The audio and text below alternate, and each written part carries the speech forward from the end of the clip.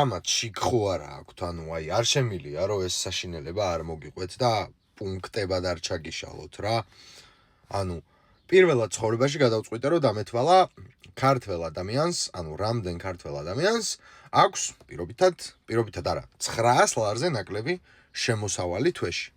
ოღონდ სამუშაო ძალის კი არა მარტო აი ვიღაცის ბიზნესის 80,000 რო აბალანსებს ვიღაცის 300 ლარს და საშუალო ხელფასი რო 2300 ლარი გამოგვდის და ნორმალურია რო ვიძახით. არა.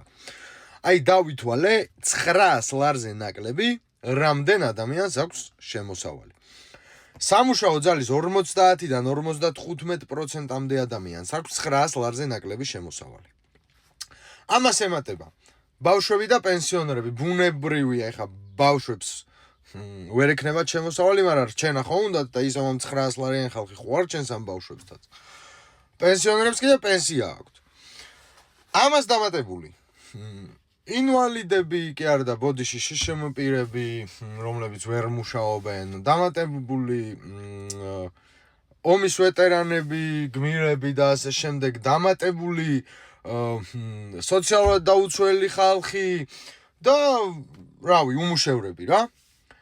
და ჯამში გამოვიდა, რომ საქართველოს პოპულაციის გზეტა 70-75 შეება 80%-ს აქვს 900 ლარზე ნაკლები შემოსავალი თვეში.